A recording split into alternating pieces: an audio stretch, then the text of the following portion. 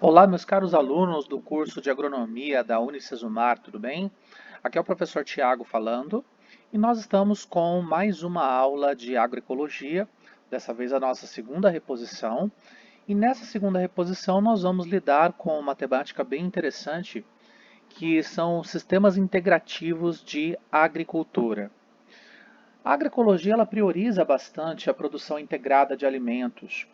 E essa produção integrada de alimentos, ela está ligada a uma sobreposição de culturas e de atividades econômicas em um mesmo espaço, aproveitando esse espaço da maneira mais eficiente e adequada possível, sempre respeitando os princípios ecológicos da sobrevivência dessas espécies neste mesmo espaço. De certa maneira, nós lidamos com este assunto em nível teórico quando nós discutimos sobre a implantação de sistemas agroecológicos e sobre os princípios da agroecologia frente aos princípios da agricultura convencional que foram amplamente intensificados pela Revolução Verde. Por lá, nós dissemos que é priorização da agroecologia trabalhar com um respeito ao equilíbrio homeostático, ou seja, ao equilíbrio dinâmico do ambiente.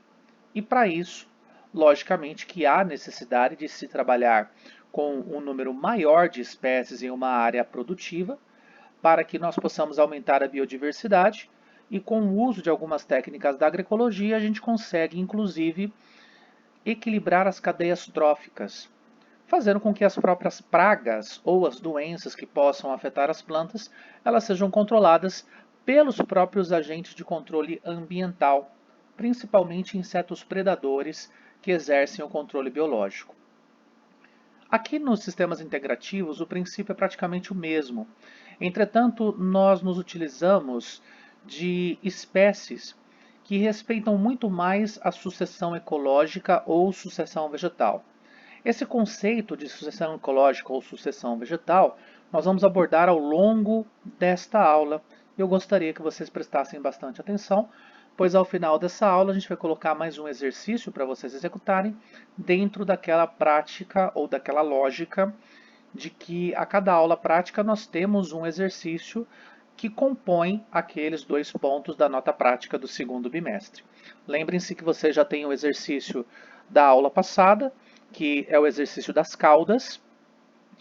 Em princípio, vocês colocaram as receitas no Classroom e para o final do bimestre, vocês gravarão um vídeo executando uma das receitas, elaborando uma das receitas agroecológicas e mostrarão para nós por meio de compartilhamento de link, tá? Na aula de hoje a gente vai fazer uma outra atividade, uma atividade um pouquinho mais simples, mas que é bastante importante no sentido de compreendermos a importância dos sistemas integrativos na agroecologia, tá? Bom, a gente falou um pouquinho de Revolução Verde e vale dizer que a Revolução Verde ela insere um contexto produtivo que a gente chama de agricultura moderna, priorizando basicamente a utilização de adubos químicos, de agrotóxicos e basicamente isso gera também um preço mais defasado da cultura em si. Claro que isso não é uma regra, essa questão do preço defasado pela cultura que nós produzimos. Logicamente que isso depende da lei da oferta e da demanda.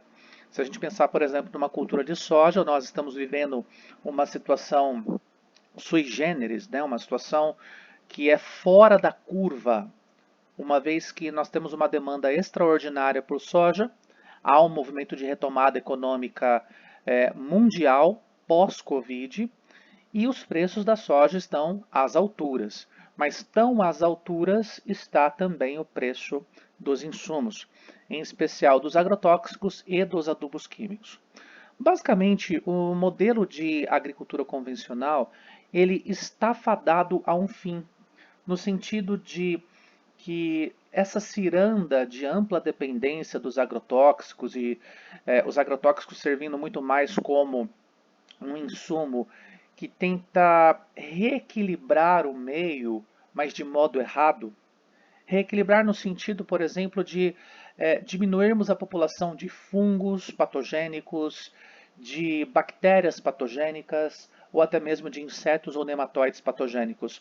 Entretanto, nós simplesmente controlamos a população com meio de um insumo químico ou por meio de um insumo químico sintético, que pode afetar também aqueles organismos que poderiam exercer o controle biológico dos fungos, das bactérias, dos nematóides e dos insetos praga. Os agrotóxicos, de maneira geral, eles são insumos de amplo espectro, então eles não selecionam exatamente os organismos-alvo, né? Eles matam os bons e matam os maus. E, ao mesmo tempo, quando nós conduzimos um sistema convencional, que é amplamente pautado numa monocultura, ou seja, na presença de uma única cultura a campo, a gente já percebe um grande desequilíbrio. Nós discutimos isso na disciplina teórica. Um plantio de soja não tem tanta biodiversidade quanto um plantio agroecológico ou um sistema integrativo. Uma integração lavoura-pecuária-floresta, ou um próprio sistema agroflorestal mais aprofundado, né? Então, a falta de biodiversidade faz com que nós não tenhamos o equilíbrio das cadeias tróficas ou mesmo o equilíbrio homeostático do ambiente, o que nos força sempre a aplicar insumos que visam controlar as populações das pragas e das doenças. Mas vejam, essa aplicação, ela ao extremo poderia ser eliminada caso o ambiente estivesse ecologicamente equilibrado. Então a gente parte do princípio que a agricultura moderna em si é uma agricultura que está fadada a ser transformada paradigmaticamente para um novo modelo que priorize as questões ecológicas. Tá? Vamos em frente. O que são os sistemas agroflorestais? Bom, eles são sistemas que basicamente combinam de maneira consorcial culturas anuais ou culturas forrageiras com espécies arbóreas ou até mesmo com explorações animais na mesma área de forma simultânea ou até mesmo sequencialmente. De modo que há um efeito sinérgico da presença dessas explorações econômicas simultâneas ou até mesmo em sequência, no sentido de uma espécie favorecer a outra na sua produtividade. É claro que o mecanismo de favorecimento, que é o que a gente chama de mecanismo sinérgico, ele acaba se modificando a depender, logicamente, do consórcio. Por exemplo, quando nós lidamos com o plantio de hortaliças, caso nós tenhamos anteriormente ao plantio das hortaliças um plantio de leguminosas, podemos falar sobre o feijão, podemos falar sobre a crotalária, a gente teria um aporte de nitrogênio importante para essas hortaliças. Fora o fato de que o nosso solo ele ficaria melhor colonizado com bactérias nitrificantes, como é o caso de Rhizobium, como é o caso de Bradyrhizobium. Um outro exemplo bem interessante. Se nós trabalhamos com um sistema de pastagem equilibrado, nós estamos vendo isso em construções rurais, né? A construção das estruturas que nos asseguram, por exemplo, o piqueteamento, as divisórias no campo que nos permitem manejar os animais. Se por acaso você trabalha com um sistema de ocupação a campo, com uma quantidade de cabeças ou unidades animais por área equilibrada com a capacidade de suporte ao solo, a gente tem uma produção de esterco que pode ser importante no sentido de nutrir o solo, não somente com os resíduos orgânicos do esterco em si, mas também dos micro-organismos que se encontram neste esterco. Eles começam a recolonizar, a repovoar este solo. Então nós temos benefícios que eles são sequenciais, cultura a cultura, e podem ser benefícios sinérgicos para duas ou mais atividades econômicas que estejam sendo conduzidas simultaneamente. Esta, então, é a principal característica de um sistema agroflorestal. É o benefício mútuo, a sinergia entre as explorações econômicas, que permite inclusive uma ampliação da biodiversidade do ambiente e, ao mesmo tempo, permite uma ampliação da diversidade de fontes econômicas para o agricultor, que passa a não depender somente de um trigo, ou de uma aveia, ou de um algodão. Ele depende de outras explorações econômicas que podem alimentar a sua família, alimentar os seus pares e até mesmo ser comercializado nos mercados, nas feiras, nas quitandas, gerando, portanto, renda e empregos. No nosso caso da agroecologia, nós apontamos os sistemas agroflorestais como uma ferramenta bem importante para que nós possamos converter os sistemas de produção.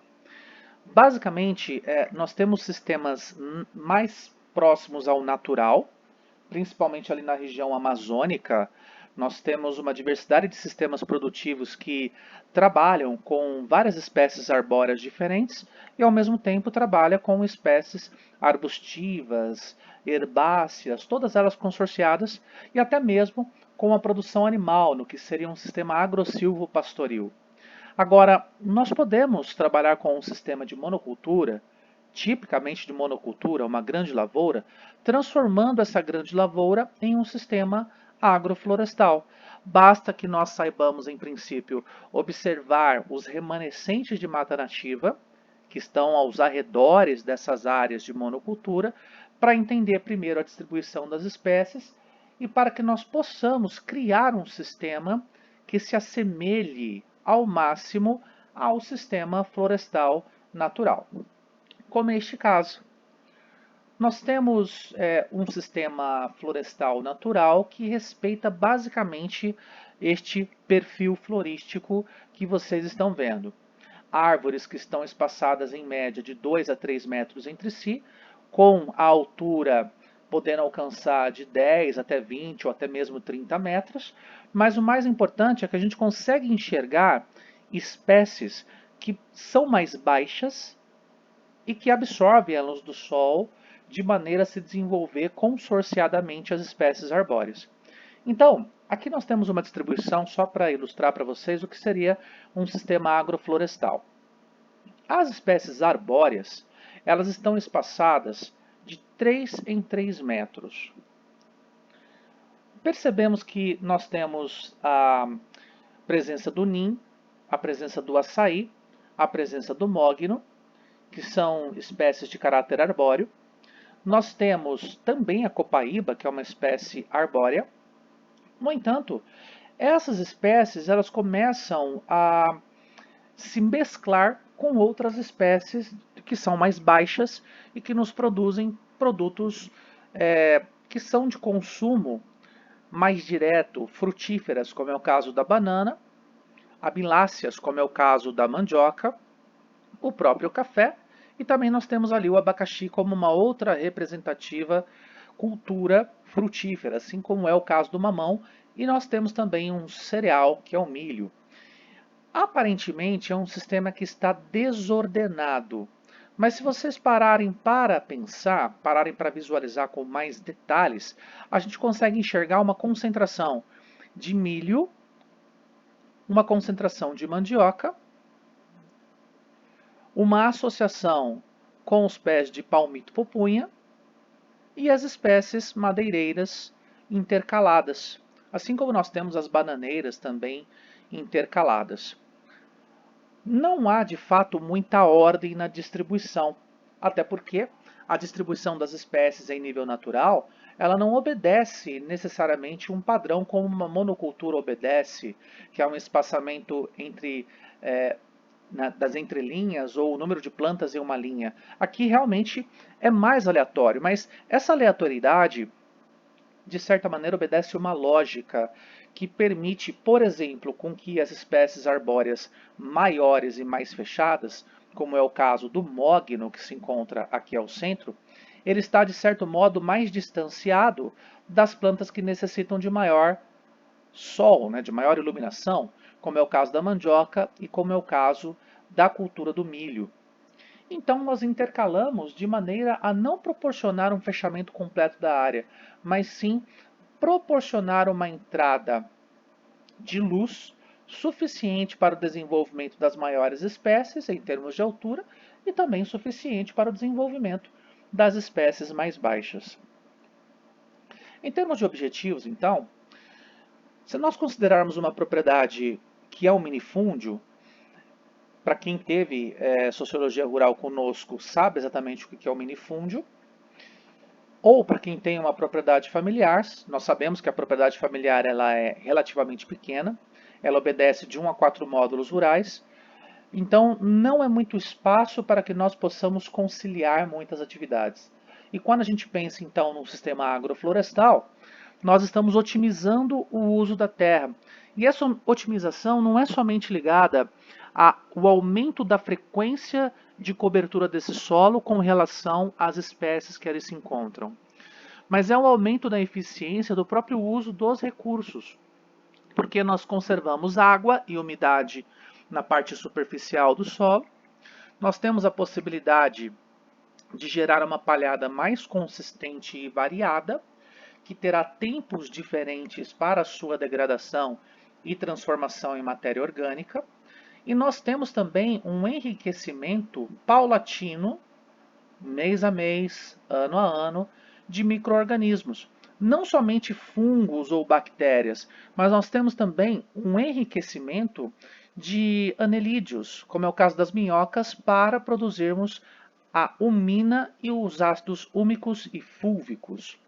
Nós temos também outros micro-organismos de solo, a paquinha, o tatuzinho, que vão nos ajudar a melhorar a estruturação do solo e a sua aeração, de modo que a gente conserva melhor o solo e as águas e diminui a pressão do uso da terra pela produção agrícola.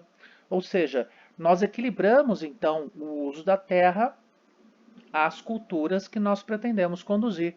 E não simplesmente pensamos numa cultura de altíssima exigência, como é o caso de uma soja ou de um milho, para um solo que não tem, talvez, grandes capacidades para o seu suporte. E isso, logicamente, exigiria, para que esse solo suportasse, um investimento mais pronunciado para a estruturação de solo, para a correção da sua acidez, para a correção da sua fertilidade, dentre outros fatores. Quais são os processos que ocorrem em um sistema agrícola?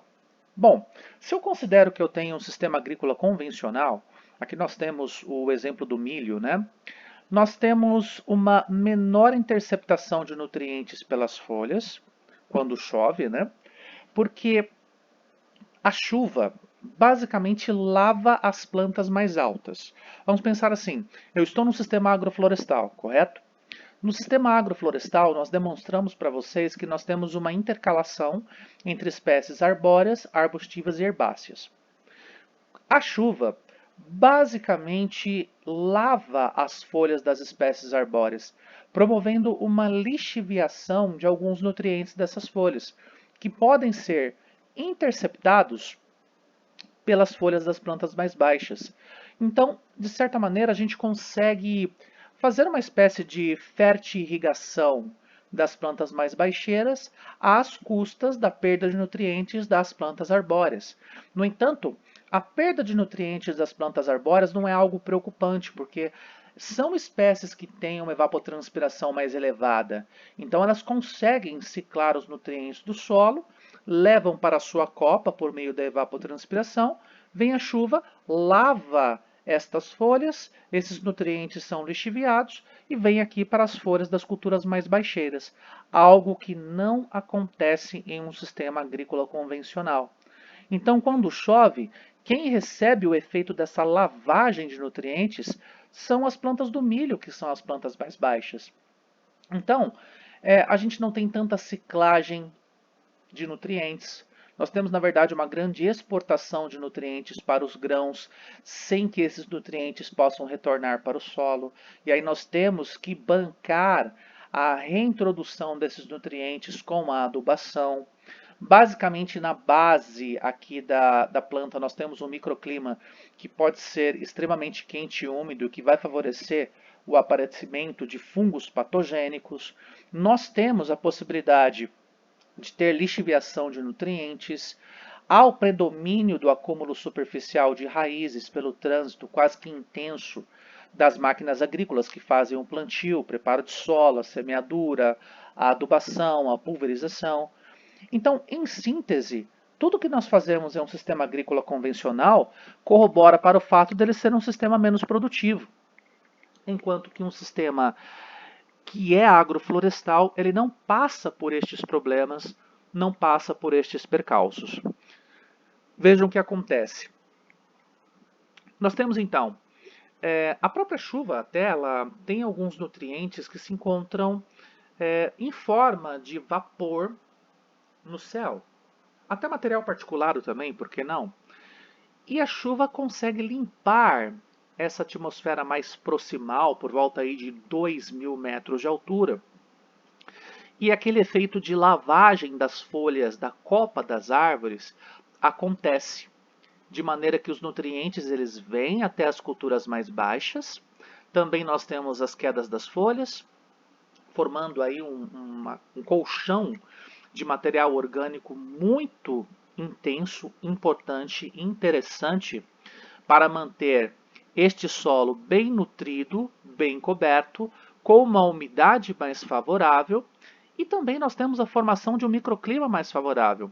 Em um sistema agroflorestal, estima-se que a temperatura ela tenha mais ou menos uma diferença de 5 graus frente a um sistema de monocultura. E isso pode ser crucial para que uma planta de milho, por exemplo, possa acumular mais reservas nos grãos. Então aqui a gente estaria falando mais sobre a qualidade dos grãos, enquanto que numa monocultura a gente pensa muito mais numa quantidade. Há quem defenda a monocultura, o sistema convencional, porque é no sistema convencional que a gente consegue os maiores números. Só que a gente precisa parar para colocar em conta todos os possíveis prejuízos que nós temos associados aos custos de produção, que são custos que poderiam ser totalmente eliminados a partir do momento em que eu invisto pelo menos numa pequena diversificação do meu sistema produtivo. Então, dentro de um sistema florestal, agroflorestal, por ser um sistema mais equilibrado, existem menos perdas de recursos. Os recursos eles são otimizados para a utilização por todas as plantas presentes. Algo que, como nós vimos no sistema convencional, não acontece. Uma dica para vocês é que a agrofloresta ela precisa imitar o que acontece em ambientes de florestas naturais. Por isso que eu já havia cantar a bola para vocês no comecinho da aula. A gente precisa observar as florestas. Na mata ocorre um equilíbrio muito grande e não ocorrem grandes surtos de doenças e ataques de insetos nocivos, o que chamamos de homeostase, que é o equilíbrio dinâmico. Então nós precisamos entender, como eu disse, qual é a distribuição das espécies dentro deste ambiente e, com base nisso, nós devemos imitar essa distribuição em um sistema agroflorestal implantado. É claro que essa imitação não é perfeita, porque dentro de uma floresta eu não tenho milho, dentro de uma floresta eu não tenho mandioca, porém eu tenho espécies similares que me dão a dica, olha, se eu pensar numa planta de até 2 metros, eu consigo implantar entre árvores que tenham 8, 10, 12, 15 metros de altura. Então, por que não trabalhar com uma planta de cultura? Aliás, o conhecimento empírico aqui, ele é importantíssimo. Nós devemos entrar em contato mais direto com as populações tradicionais, com os quilombolas, com os ribeirinhos e com os indígenas principalmente, pois são estes personagens, estes atores sociais, que conseguem nos trazer informações sobre como deveria ser um sistema mais equilibrado. E assim nós conseguimos imitar os seus modelos dentro de um sistema agrícola. Nós temos este exemplo aqui para vocês para ilustrar, né? Nós temos a planta de baru, que é uma planta arbórea. Ela atinge de 4 a 4,5 metros de altura. E nós temos outras plantas distribuídas nesse sistema agroflorestal. Vejam que é um sistema mais modesto, que não contempla árvores, por exemplo, como a acácia, como a teca, como o cedro, como o mogno, que tendem a atingir alturas por volta de 7 metros a 10 metros ou até mais. Mas já é um sistema para a gente poder exemplificar de que maneira que a gente pode distribuir, então, as plantas. Nós temos, então, estratos de alturas. O baru com 4 metros e meio. Depois, na faixa dos 3 metros, nós temos o mamoeiro. Na faixa de 1,5 metro a 2, nós temos as gramíneas. E na faixa de meio metro, aí nós teríamos as plantas herbáceas. Claro que ali entre 1,5 m e 3 metros também nós teríamos a banana, né? Então a gente primeiro observa as faixas e não necessariamente a gente precisa implantar aquilo que a floresta tem, mas a gente poderia implantar plantas, estabelecer o plantio de plantas que respeitem mais ou menos o mesmo perfil que a floresta nos oferta. E vejam que interessante. Só neste sistema agroflorestal nós temos duas frutíferas, que é o caso da banana, que é uma musácea, e o mamão. Nós temos a batata doce e o inhame, que são duas espécies que produzem tubérculos que possuem um teor de amido fantástico. A mandioca, que produz as raízes tuberosas altamente energéticas, mas que também podem ter um grande aproveitamento das suas folhas, no sentido de alimentarmos a bovinocultura, logicamente que depois de um tratamento de ensilagem. E também nós temos o milho e o sorgo. O milho muito mais no sentido de alimentação humana e o sorgo muito provavelmente lançado para alimentação animal ou para cobertura de solo em termos de palhada. E vejam que este sistema, pelo número de espécies que nós temos, ele é um sistema altamente diversificado, tanto em altura quanto em perfil de ocupação de solo, algo que nós não veríamos, por exemplo, no plantio convencional. Então, nós temos aqui alguns exemplos de um arranjo de consórcio agroflorestal e considerando, logicamente, o ciclo de vida das plantas que são implementadas.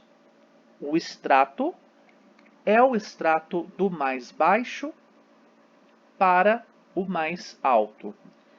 Claro, o extrato emergente é um extrato que chega a aproximadamente 2 metros de altura. O alto, ele chega até 1,5 m. O médio, para baixo de 1 metro. E o baixo, para baixo de 50 centímetros. Mas isso, vejam, considerando as espécies pioneiras, e lá nas primárias, não daria para falar, por exemplo, que uma planta emergente ela vai ter acima de 2 metros, ou até 2 metros, melhor dizendo. Por exemplo, o jatobá, ele vai ter uma altura por volta de 30 metros, 35 metros. Então a gente precisa perceber, primeiro, que o sistema agroflorestal não se importa tanto com alturas específicas, né, metragem, mas ele se importa muito mais com a presença de estratos em alturas relativas. Nós devemos ter, por exemplo, considerando as pioneiras, até 4 meses de cultivo, né? Uma planta que é emergente, uma alta, uma média e uma baixa. Nas pioneiras 2, que tem um ciclo até 1 ano, nós temos lá o milho, o arroz, o feijão e a salsa. O milho é emergente, a mais alta de todas, o arroz a segunda mais alta, o feijão a terceira e a salsa a mais baixinha.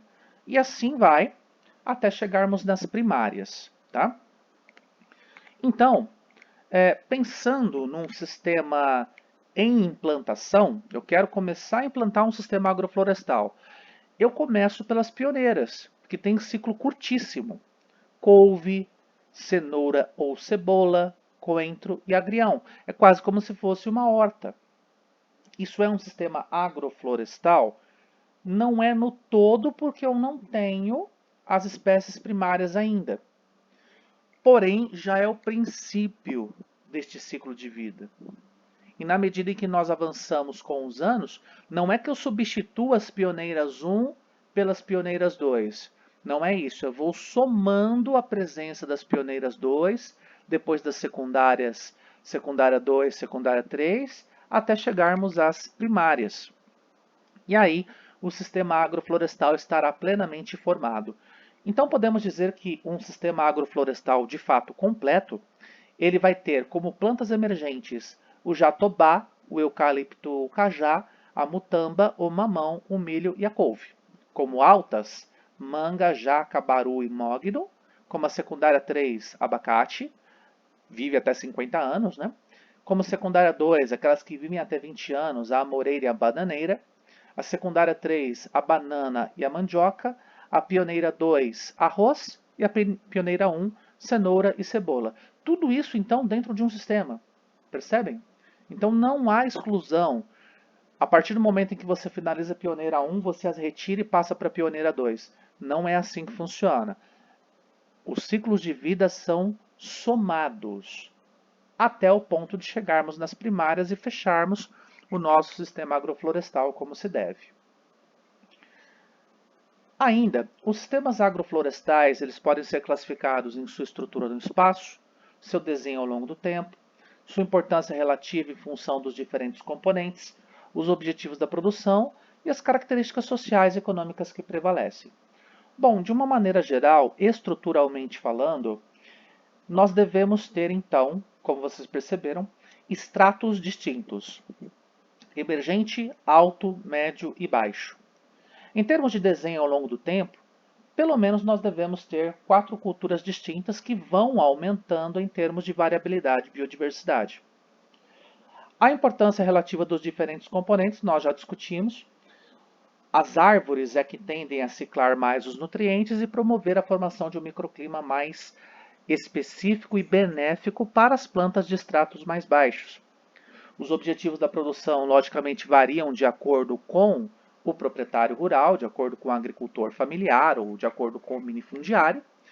E as características sociais e econômicas que prevalecem, basicamente são características ligadas, como nós já observamos, à exploração mais eficiente e eficaz dos espaços agropecuários, de modo a aumentar a biodiversidade e a diversidade das explorações econômicas como um todo. Em termos de natureza funcional de um sistema agroflorestal, a agrofloresta ela tem função produtiva ou tem função de serviço. Quando nós falamos sobre produção, ou melhor, com função de serviço, nós estamos falando sobre a mão de obra que é empregada nesse tipo de sistema. Alguns podem dizer, mas professor, a mão de obra no campo é uma mão de obra muito escassa. As pessoas querem trabalhar nas cidades, é mais confortável. Claro, mas se a gente parar para pensar, um sistema convencional, ele não é capaz de gerar empregos diretos no campo. Uma grande produção de algodão dificilmente vai gerar empregos a campo. Ela pode gerar, por exemplo, para um operador de uma colhedora, para o operador de um trator, para talvez um auxiliar de campo que vai fazer o abastecimento da semeadora adubadora. Mas só. Então, para áreas grandiosas, a gente não tem a empregabilidade tão alta. Talvez umas 5, 6 pessoas, 10 pessoas no máximo. Agora, dentro de um sistema agroflorestal, dadas as necessidades de manejo que são bastante diversificadas, planta a planta, a empregabilidade tende a ser maior.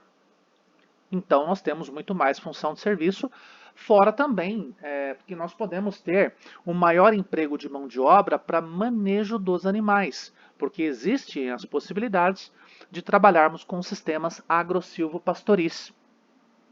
Já quando a gente fala da natureza ecológica, a definição dessa natureza ecológica está baseada na análise da zona agroecológica para o qual o sistema tem validade. Então, basicamente, existem diferentes sistemas agroflorestais. Não existe só aquele sistema agroflorestal equatorial da floresta amazônica que vinga com muita facilidade. Nós temos sistemas agroflorestais que estão presentes, por exemplo, na Caatinga, no Cerrado, no Pantanal, na Mata Atlântica e que estão até presentes nos pampas sulinos, cada qual com uma adaptabilidade em termos de espécies que participam deste sistema. E também, quando a gente fala sobre natureza econômica, finalizando essa tela, a natureza econômica de um sistema agroflorestal ela está mais relacionada à escala de produção ou ao nível de tecnologia de manejo. Quando a gente pensa num sistema agroecológico destes agroflorestais, a gente imagina, nossa, deve ser um sistema extrativista, que não tem tecnologia alguma, que não tem uma mão de obra capacitada para trabalhos em altura. E é muito pelo contrário. Hoje, mesmo os sistemas agroflorestais já se utilizam de drones, de mapeamento, de georreferenciamento. Então, todas as tecnologias que nós observamos dos sistemas convencionais, elas podem ser adaptadas à realidade dos sistemas agroflorestais com muita tranquilidade. Deste modo, estabelecendo uma espécie de avanço tecnológico mesmo para a agroecologia. Um avanço computacional, de sistemas de informação, tudo isso pode ser adaptado a essa natureza econômica, ampliando inclusive a escala da produção. Isso faz, por exemplo, com que nós tenhamos uma ampliação da oferta de produtos que são chave e que cada vez mais estão presentes nas gôndolas dos supermercados ou até mesmo nas mesas dos consumidores, como é o caso do açaí, como é o caso do cupuaçu, como é o caso da própria pitaia, que é uma planta exótica, e como é o caso de outras plantas nativas, a exemplo do pequi, um anti-inflamatório natural muito importante que cada vez mais está presente na mesa dos brasileiros, graças aos sistemas agroflorestais. Com relação aos seus aspectos funcionais e estruturais, então nós temos três tipos de função e estrutura dos sistemas agroflorestais. Ou nós estamos falando de um sistema agrosilvicultural, que é quando nós temos agricultura e silvicultura. Na silvicultura, nós pensamos em espécies arbóreas, arbustivas ou palmeiras, que podem servir para a produção, por exemplo, do próprio palmito, que podem servir para a exploração madeireira ou até mesmo para a produção de frutos silvestres. Já quando a gente fala de um sistema silvipastoril, nós estamos combinando árvores, arbustos ou palmeiras com espécies forrageiras e animais. Então é muito comum a união entre braquiária, eucalipto e bovinocultura. Isso é um sistema agroflorestal? Sim, é um sistema agroflorestal. Não estou dizendo para vocês que o sistema agroflorestal ele é orgânico. Porque muita gente pensa, peraí, mas nesse sistema que tem a braquiária, que tem o eucalipto e que tem os bovinos, geralmente eu posso fazer o trato com algum agrotóxico para eliminar uma planta daninha. É ideal? Não, porque isso não faz parte do princípio da agroecologia. No entanto, isso não deixa de ser um sistema agroflorestal, porque para que nós tenhamos um sistema agroflorestal, não há a necessidade, não há a imperatividade do sistema ser orgânico plenamente. Os princípios agroecológicos precisam ser aplicados. E muito mais pela questão de princípios é que nós não utilizamos os agrotóxicos. Há uma aplicação de agrotóxicos, talvez, para quem queira começar a se enveredar nessa tecnologia, mas a partir do momento em que se percebe que o equilíbrio ambiental já está sendo adequado, a partir desse momento que a gente percebe que o reequilíbrio está aparecendo, há um novo equilíbrio homeostático, então a gente deixa de utilizar os agrotóxicos por natureza. E por fim, nós temos os sistemas agrosilvipastoris, quando a atividade pecuária é desenvolvida em sistemas agrosilviculturais. Tá? Um sistema agrosilvicultural, combinação de componentes arbóreos com as espécies agrícolas. Então nós podemos ter mogno com hortaliças, café com hortaliças, eucalipto com café. Misturas que nos ajudam a aproveitar os espaços da melhor forma possível. Claro, tem que ter mão de obra. Não adianta a gente criar expectativa dizendo para vocês que dá para a gente trabalhar com total mecanização aqui dentro. A depender do tipo de plantio, é possível. Só que na maioria dos casos, exige-se mais mão de obra. Mas é aí que está o bacana do negócio. Porque a agroecologia ela é muito mais que um conceito produtivo. Ela também aborda todos os aspectos socioeconômicos da produção, envolvendo o ser humano acima de tudo. O ser humano é parte deste organismo maior que nós chamamos de Terra Gaia. Então ele precisa fazer parte do seu sistema produtivo e não ser apenas um insumo, como se fosse uma engrenagem que pode ser trocada por um dispositivo mais novo, mais eficiente, né? Isso precisa ficar muito bem gravado na mente de vocês. O sistema silvopastoril, neste caso a integração lavoura-pecuária-floresta, é uma das maiores representações desse tipo de sistema. Vocês percebem que ali os bovinos estão entre as árvores de eucalipto e nós temos uma pastagem com braquiária ou com pânico. E vejam que interessante. Se nós temos uma pastagem tão somente aberta em um sistema convencional de monocultura, o que nós percebemos é que os bovinos sofrem por demais para buscar uma sombra. Uma simples sombra, porque não tem nenhuma árvore a campo, nada. E às vezes os pobres animais ficam ali todos aglomerados em uma sombra de um coxo, ou numa sombra talvez de uma única árvore que exista por ali, ou na pior das hipóteses, na sombra de um outdoor na beira da estrada. E vejam que beleza é esse sistema silvopastoril. A temperatura aqui dentro ela é bem mais agradável, então o animal ele tem um metabolismo mais desacelerado frente ao metabolismo superacelerado de um bovino que está sofrendo ali no calor, que está perdendo os seus sais, né, minerais, que está perdendo seus eletrólitos, que está se desgastando do ponto de vista metabólico, respirando para tentar equilibrar a temperatura do seu corpo em um ambiente que só tem a pastagem. Então aqui o exemplo é cabal do quanto uma integração lavoura-pecuária-floresta, portanto, um sistema integrativo agroflorestal é mais eficiente que um sistema convencional. E nós temos a mistura, né? O sistema agrosilvipastoril. Olha ali a boiada deitada, só curtindo ali a paisagem, todo mundo ali feliz, debaixo das árvores. Nós temos ali uma lavoura com uma floresta. E nós temos lavoura mais pecuária, mais floresta, né? Pés de mogno, eucalipto lá à frente. Aqui na lateral esquerda da foto de baixo, nós temos uma pastagem. Podemos ter também o plantio de milho consorciado com braquiária. Então, são sistemas bem mais diversificados. O que eu quero fazer eles entender é o seguinte: para você aplicar um sistema deste agroflorestal, vocês estão vendo que não é um sistema extremo, como nós demonstramos no princípio dessa aula.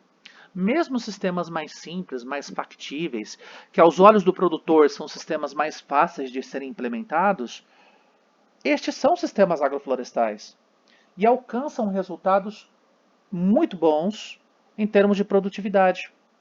Pode ser que a produtividade absoluta, por exemplo, de eucalipto, a produtividade absoluta de mogno não seja a mais elevada. A gente sabe que não é, porque se nós ocupássemos a área inteira de monocultura de mogno, a gente teria a máxima produtividade. Mas aqui a gente não está de olho tanto na produtividade, mas sim nós estamos focados na questão da qualidade da produção e da qualidade de vida de todos os atores que se encontram associados a esse tipo de sistema. Aqui nós temos então o que seria um exemplo também de um sistema agro-silvopastoril, plantio de milho, banana, couve, e nós devemos ter uma abóbora ou uma mandioca perdida ali no meio. Neste caso é um sistema de açaí, maracujá, noni, pimenta do reino e teca. Tá? As tecas, na verdade, elas estão mais lá ao fundo. Seria isso aqui, ó, aqui atrás. Tá? O maracujazeiro está aqui, suspenso por estes arames. A noni seria aqui, essa palmácea. A pimenta do reino seria uma planta mais baixeira. E quem está faltando? Falamos do maracujá. Ah, não, desculpem, pessoal. A noni está lá para trás mesmo. A noni é essa mais baixinha. Açaí, maracujá. Teca está lá atrás. Teca é uma espécie de madeireira muito forte, né? Uma madeira muito densa, com um ciclo de aproximadamente 50 anos. Muito boa para empresas madeireiras. E pimenta do reino está aqui embaixo, né? Então, nós temos todo um sistema de estratos que contempla desde os estratos mais baixos, que é a pimenta do reino, até chegarmos aos açaís, que estão aqui, e lá ao fundo, astecas, que são as mais elevadas. Tá? Outro exemplo, nós temos pimenta do reino, mogno, cupuaçu e castanha da Amazônia. Todas elas misturadas nesse sistema. Em termos de vantagens dos sistemas agroflorestais, portanto, nós podemos colocar a melhor distribuição de renda ao longo do ano, porque eu tenho mais explorações, e essas explorações podem ser comercializadas de maneira até mesmo escalonada ao ano. Se eu não tenho banana no momento, eu posso trabalhar com a mandioca. Se eu não tenho a mandioca no momento, posso trabalhar com pimenta do reino. Se eu não tenho pimenta do reino, posso trabalhar com madeira, por que não? Madeira para lenha. Além disso, nós temos a minimização dos riscos de insucesso, uma melhor utilização e distribuição da mão de obra, proporcionando ainda melhor incidência de pragas e doenças, porque o ambiente ele tende a ser mais equilibrado, possibilita ainda o uso mais intensivo e racional da terra, principalmente para quem tem pouca terra para usar, possibilita o aumento da matéria orgânica do solo e a manutenção de água no sistema por conta de um microclima mais favorável para as plantas, e o maior lucro por unidade diária, uma vez que nós não estamos falando de produção em escala. Vejam que é muito comum, por exemplo, as pessoas dizerem o que dá renda é soja. Quem tem mais rentabilidade é a soja. Mas se você parar para pensar na rentabilidade por unidade de planta, a rentabilidade é muito baixa. Ainda mais se a gente pensar, por exemplo, na rentabilidade por quilo. A rentabilidade por quilo da soja, por quilo do milho é muito baixa, porque nós temos uma produção em ampla escala. Então, para que de fato você tenha rentabilidade, você precisa ter uma área grande de produção. E isso faz com que muitos dos nossos produtores aqui da nossa região, eles obrigatoriamente têm a sua propriedade, mas têm que arrendar a propriedade do outro para ter uma rentabilidade mais satisfatória. Enquanto que vender cupuaçu, noni, pimenta do reino, açaí, pequi e outros, por unidade o valor agregado é bem maior, portanto, mais racional em termos de obtenção de lucro. Você não obtém lucro por escala, mas você obtém lucro pela biodiversidade. Fora que a gente tem duas vertentes importantes em termos de cobertura. A cobertura viva, ela sempre estará presente sobre o solo, e o solo agrícola nunca fica descoberto. Ele sempre é protegido com plantas herbáceas ou arbóreas. E ao mesmo tempo nós temos uma cobertura morta do solo. As folhas mortas, a palhada, elas são a principal fonte de nutriente para a planta. De modo que a gente nunca deve varrer, queimar ou incorporar, porque por si só, os micro-organismos que se encontram no solo, eles dão conta de fazer a degradação inicial dessa matéria orgânica, transformando em compostos orgânicos mais simples e culminando na formação das huminas e também do ácido úmico e do ácido fúlvico, que são as formas finais de degradação desse material orgânico em matéria orgânica, aumentando inclusive a CTC desse solo, que é a capacidade de troca catiônica, e aumentando também a sua resistência química e capacidade química de suporte para as plantas em si, né? Isso é muito importante. Temos também o processo de ciclagem de nutrientes, como já foi mencionado, por conta principalmente das espécies arbóreas. Elas têm uma elevada evapotranspiração, e isso faz com que os nutrientes que se encontrem na superfície do solo, estes que estão aqui se decompondo, eles possam voltar para a parte aérea dessas plantas, e na medida em que as folhas decaem, dessas arbóreas, nós temos de volta os nutrientes para o solo. De modo que a gente chega num sistema bastante equilibrado a partir do momento em que você não faz nenhum tipo de novo aporte em termos de adubação. Eu não preciso colocar esterco bovino, não preciso colocar cama de frango, não preciso colocar adubo NPK sintético, ou seja, o sistema por si só ele já produz sem inputs externos. Deste modo, portanto, nós temos um sistema totalmente equilibrado, totalmente homeostático. A presença das árvores, com as suas raízes mais profundas, elas podem capturar principalmente a água e os nutrientes que as culturas anuais não conseguem capturar. Por isso é que há necessidade de fazermos um sistema agroflorestal. Aqui está a chave de todo o processo. Não dá para falar de sistema agroflorestal sem ter árvores. Por mais que os sistemas primários, como nós vimos, eles apresentem plantas de estratos diferentes, como a couve, como o milho, né? Que não são arbóreas, são mais arbustivas e herbáceas. Mas com o tempo nós devemos implantar as árvores, pois são elas que serão a base do nosso sistema de produção.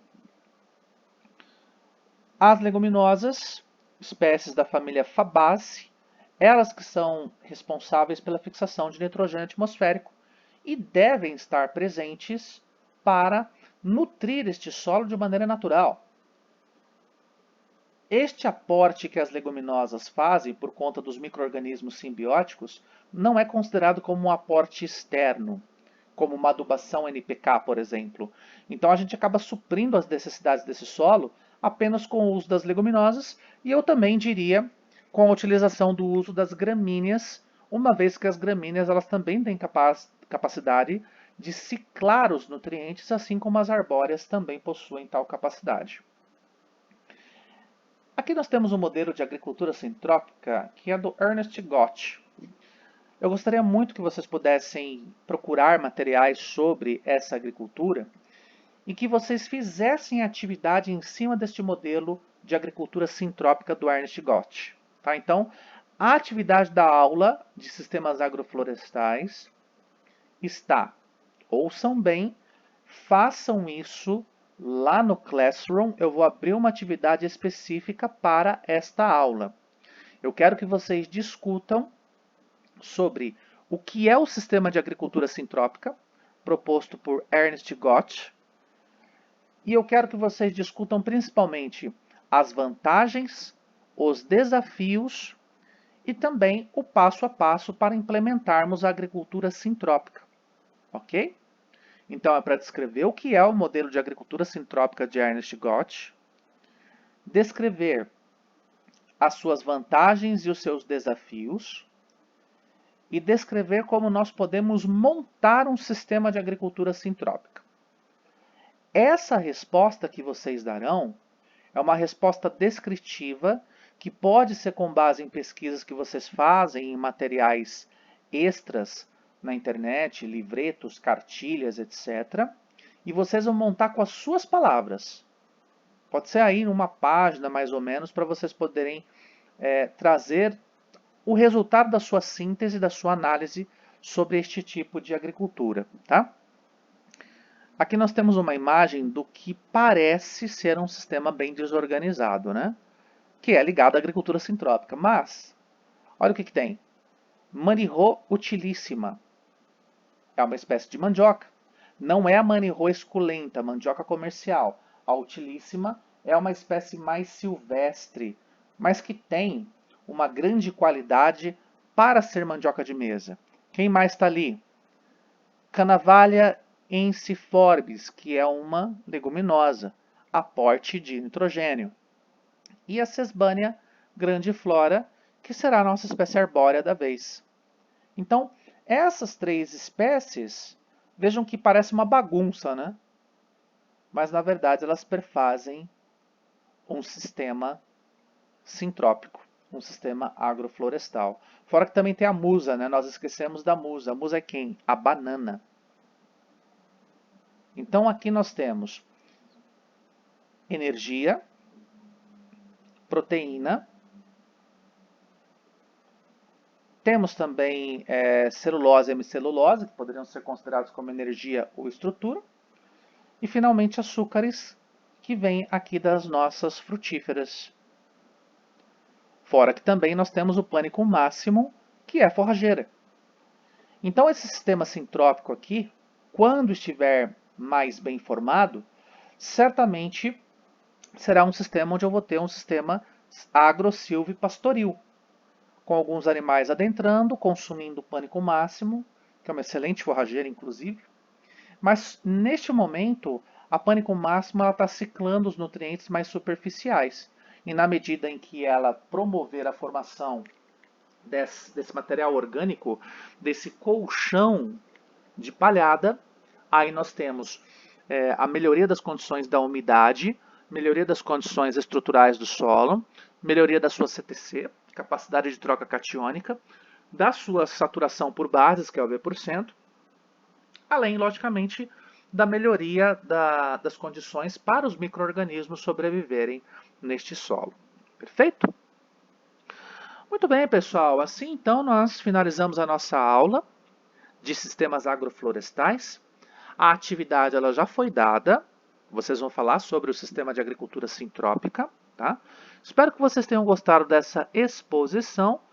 E vejam e revejam este vídeo quantas vezes vocês quiserem, porque a agroecologia deve muito aos sistemas agroflorestais pela produção de alimentos que são chamados alimentos da sociobiodiversidade, que estão presentes nas nossas mesas, fazem parte do nosso dia a dia e ao mesmo tempo garantem sobrevivência, renda e empregabilidade dos agricultores familiares, quilombolas, ribeirinhos, mulheres rurais, agricultura camponesa, indígena, que é isso que realmente importa, tá bom? Forte abraço a todos, muito obrigado por sua atenção, não se esqueçam de fazer a atividade e precisando da gente, é só entrar em contato pelos nossos canais institucionais. Até mais, gente, obrigado!